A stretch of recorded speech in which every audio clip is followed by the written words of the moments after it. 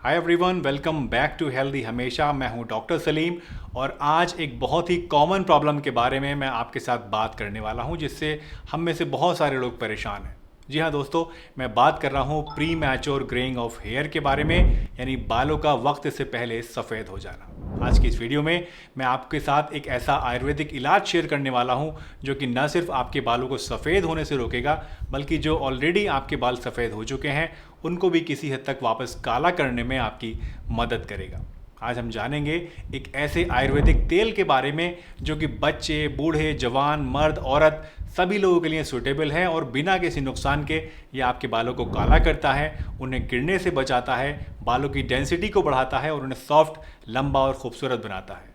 तो चलिए बिना किसी देरी के इस वीडियो को शुरू करते हैं और जानते हैं इन सभी चीज़ों के बारे में पूरी डिटेल से।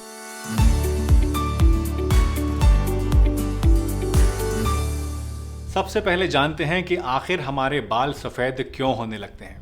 देखिए, हमारी स्किन में कुछ सेल्स होती हैं जिनको मेलानोसाइट्स कहते हैं। ये सेल्स एक पिगमेंट बनाती हैं जिसका नाम होता है मेलानिन, और ये मेलानिन पिगमेंट ही असल में हमारे बालों को काला बनाए रखता है। उम्र बढ़ने के साथ साथ ये मेलानोसाइट सेल्स या तो कम होने लगती हैं हमारे अंदर, या फिर ये काम करना बंद कर देती हैं और इसी वजह से हमारे बाल सफ़ेद होने लगते हैं। ये एक नेचुरल फिनोमिना है दोस्तों, लेकिन बहुत सारे केसेस में ये फिनोमिना वक्त से बहुत पहले शुरू हो जाता है, जिसको हम लोग premature greying of hair यानी बालों का असमय सफ़ेद होना कहते हैं। बालों के सफ़ेद होने के लिए बहुत सारे फैक्टर्स रिस्पॉन्सिबल हो सकते हैं। फॉर एग्जांपल, कई बार जेनेटिक कारणों की वजह से, कई बार स्ट्रेस की वजह से, कई बार पुअर न्यूट्रिशन की वजह से, कई बार हार्मोनल इम्बैलेंस की वजह से, कई बार स्मोकिंग की वजह से और कई बार कुछ दवाइयाँ लेने की वजह से आपके अंदर बाल सफ़ेद होने शुरू हो सकते हैं। पर चाहे कारण कोई भी हो, डोंट वरी, क्योंकि आयुर्वेद की मदद से आप प्री मैच्योर ग्रेइंग की प्रॉब्लम को बहुत ही इफ़ेक्टिव तरीके से ट्रीट कर सकते हैं। तो चलिए अब जानते हैं कि इस आयुर्वेदिक ऑयल को बनाने के लिए आपको कौन कौन से इंग्रेडिएंट्स की ज़रूरत पड़ेगी और कैसे इसको आपको तैयार करना है। इस होम रेमेडी के लिए दोस्तों आपको सिर्फ 4 इंग्रेडिएंट्स की ज़रूरत पड़ने वाली है। पहली चीज़ है आंवला, दूसरी चीज़ है करी पत्ता, तीसरी चीज़ है भृंगराज और चौथी चीज़ जो आपको चाहिए वो है नारियल का तेल। आंवला बालों के लिए एक बहुत ही बढ़िया आयुर्वेदिक रेमेडी है। इसमें विटामिन सी बहुत सारा होता है और एंटीऑक्सीडेंट्स भी होते हैं जो कि बालों को ऑक्सीडेटिव डैमेज से बचाते हैं। आंवला बालों को काला और घना भी बनाता है और वक्त से पहले सफ़ेद होने से भी बचा लेता है। करी लीव्स की बात की जाए तो ये भी एंटीऑक्सीडेंट से भरपूर होती है और हेयर फॉलिकल्स में मेलानिन के प्रोडक्शन को रिस्टोर करती है, जिससे बाल काले होने लगते हैं। भृंगराज भी बालों के लिए एक बहुत ही इफेक्टिव आयुर्वेदिक हर्ब है जो कि बालों से रिलेटेड करीब करीब हर एक प्रॉब्लम को सॉल्व करता है। भृंगराज बालों में नेचुरल कलर को प्रिजर्व करता है और मेलानोसाइट्स को स्टिमुलेट करके ज़्यादा मेलानिन पिगमेंट प्रोड्यूस कराता है, जिससे कि आपके बाल काले होने शुरू हो जाते हैं।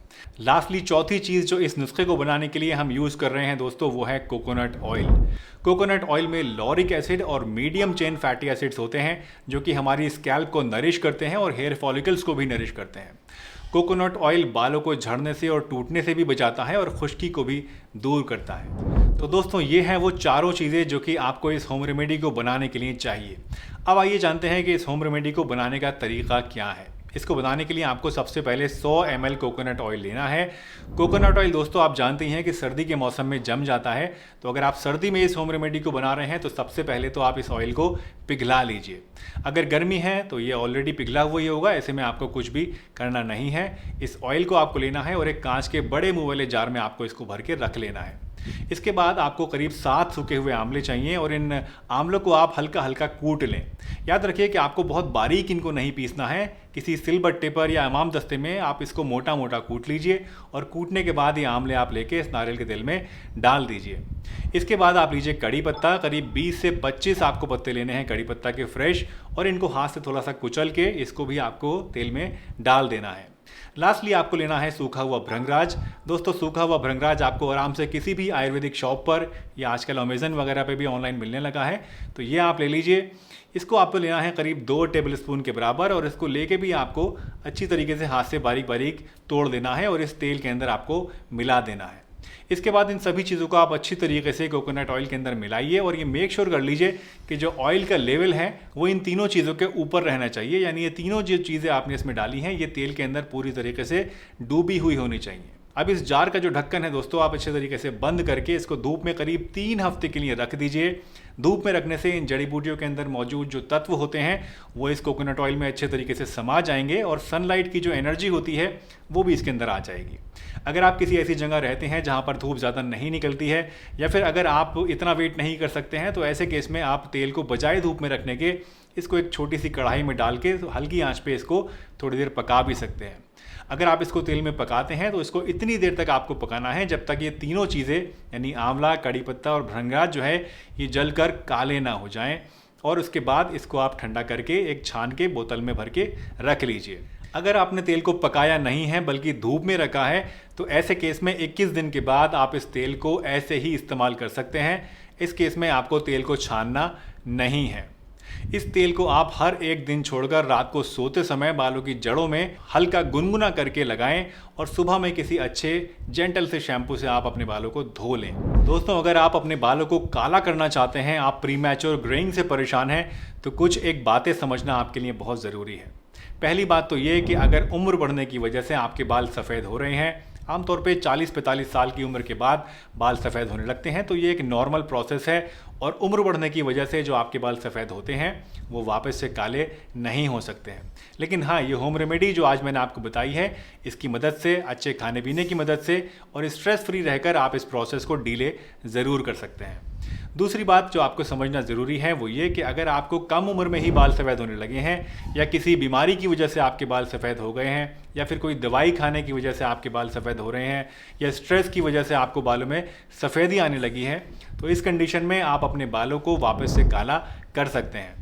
उनके अंदर पिगमेंटेशन आ सकता है और इसके लिए आपको बहुत ज़रूरी है कि आप रेगुलरली इस होम रेमेडी को ज़रूर यूज़ करते रहें। इसके साथ साथ ग्रीन लीफी वेजिटेबल्स का आप इस्तेमाल ज़्यादा करें। अगर आप नॉन वेजिटेरियन हैं तो कम से कम हफ्ते में 1 या 2 बार आप सी फूड ज़रूर इस्तेमाल करें। पॉल्यूशन से जितना ज़्यादा आप बच सकते हो उतना ज़्यादा बचें।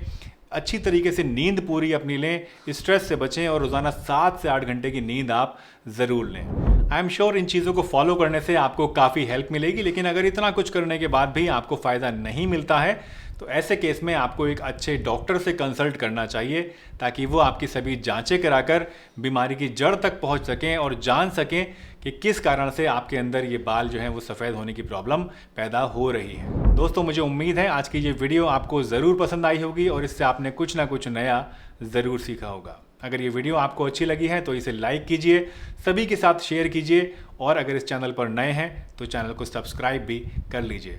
आप अगर चाहें तो मेरे साथ इंस्टाग्राम पर भी जुड़ सकते हैं, जहां मैं आपको रोज़ाना नए नए हेल्थ टिप्स देता रहता हूं। मेरा इंस्टाग्राम आईडी इस समय आपकी स्क्रीन के ऊपर शो हो रहा है। तो चलिए, इसी के साथ मैं डॉक्टर सलीम आपसे विदा लेता हूं, इस वादे के साथ कि फिर मिलूंगा एक नई वीडियो में। तब तक के लिए अपना बहुत ध्यान रखिए, हंसते रहिए, मुस्कुराते रहिए, रोज़ कुछ ना कुछ नया सीखते रहिए, ताकि आप रह सकें हेल्दी हमेशा।